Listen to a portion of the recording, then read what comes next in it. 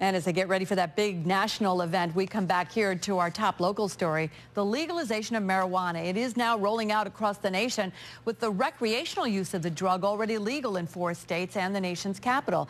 And now nearby Vermont is weighing the options of joining the list. Our Kimberly Howard has a look at what that would mean for the state and how people feel about the possible change.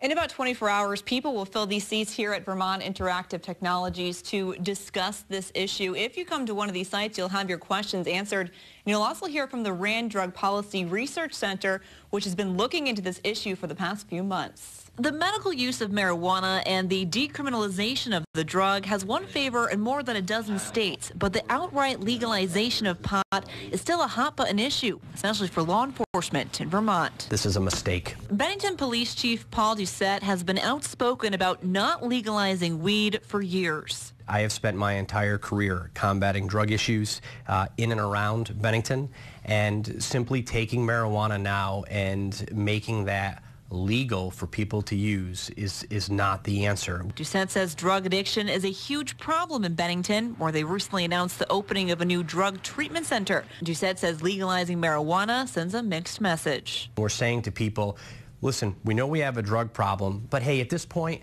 let's legalize the use of marijuana. Lawmakers in Vermont are considering the possibility. Governor Peter Shumlin's administration called for the RAND Drug Policy Research Center to analyze possible taxing systems, giving lawmakers a better idea of how much money legal pot can raise. Doucette says those numbers may be deceiving.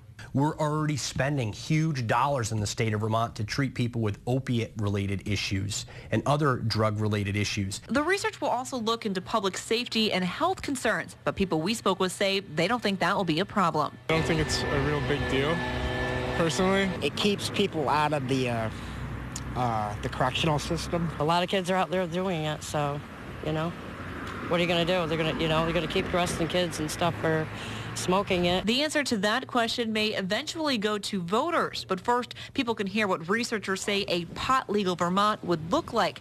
They can also voice their opinions for or against before the full report is released next year. The meetings will be held here in Bennington, as well as several other VIT locations throughout the state from 3:30 to 5:30 p.m. If you can't make it out, you can always stream it online. In Bennington, Kimberly Howard, CBS 6 News.